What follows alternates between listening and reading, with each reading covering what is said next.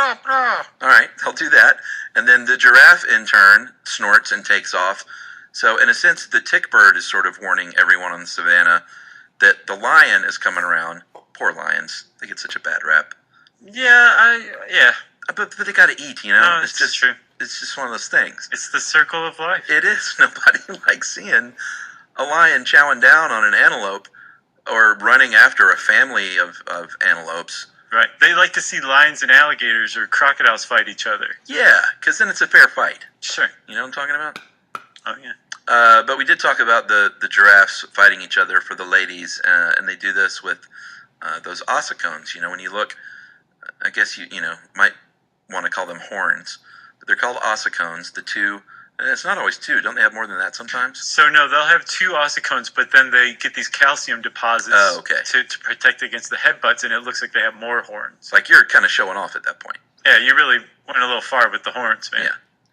Yeah. So they, as the giraffe matures too, like they'll have that little kind of tufted patch of hair at the top, and that starts to fade a little bit as it's replaced by the calcium deposits. Yeah. The neck gets strong and upright and everything, and apparently young giraffes become young male giraffes become young men like giraffes as they're growing up by emulating the giraffes that they see in real life. And they'll act like they're tough or whatever and go like, pull the girl's hair or something like that. And then when the actual like adult male giraffes, the bulls or what they call it, come around, the kids just suddenly just go back to being little kids. Like nothing, I wasn't doing anything. But they're almost practiced at first by emulating their grown-ups. Yeah, it's pretty neat. Yeah. Like you said, the males are called bulls. The females are called cows. Calves are what they have when they make a little baby. Right. And when they mate, the cow has a gestation period of about 14 months.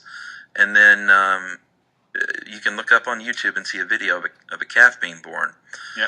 And it is something else to see because a 6 foot tall, 150-pound giraffe, which is tiny by their standards, will kind of be pooped out of the back of the mom giraffe while the mom's just standing there.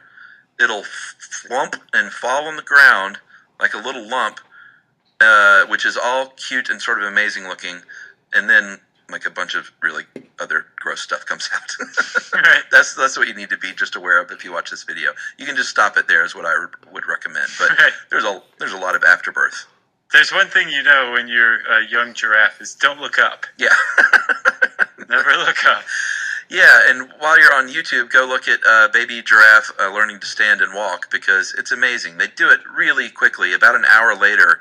But as with any mammal's first steps, it's one of the most adorable things you can witness. It's a little shaky. Little shaky. Yeah, but instead of taking months or however long it takes for human babies to learn to walk, like an hour is all it takes. And one reason, probably the reason why giraffes can walk that quickly after being born is because they are huge targets for predators out on the savannah. Yeah, it's like super sad. Only about 1 in 4 infant giraffes survive that first year. Yeah. Oof.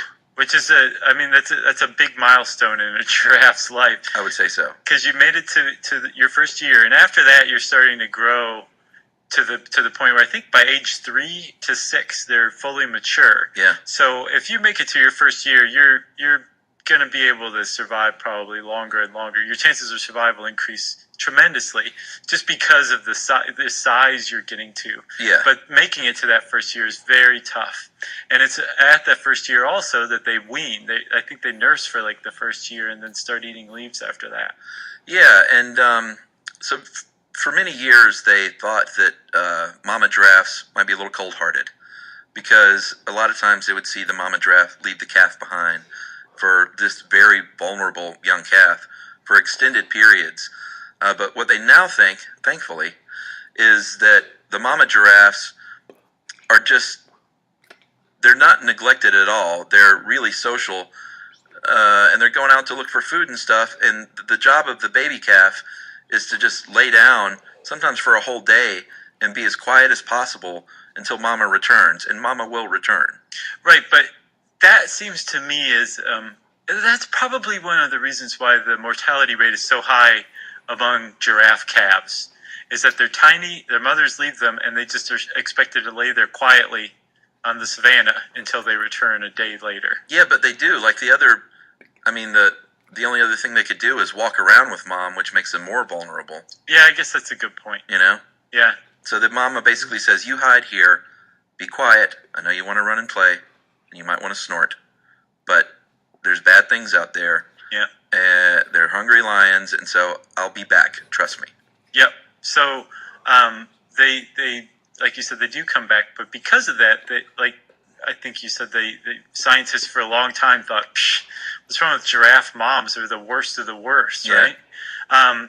But they have found, again, through a recent study, that no, giraffes actually seem to demonstrate grief, like prolonged grief even, when they lose a calf. And there was one mother giraffe who lost a calf to a predator and stayed at that spot for 4 days. Ugh. And didn't eat anything, and was actually consoled, it appeared, by two other female giraffes who were friends. Yeah. So they are not neglectful, cold-hearted. They're not like Joan Crawford's of the animal kingdom. No, I told Emily that fact this morning, and she literally started crying. So. Oh, man.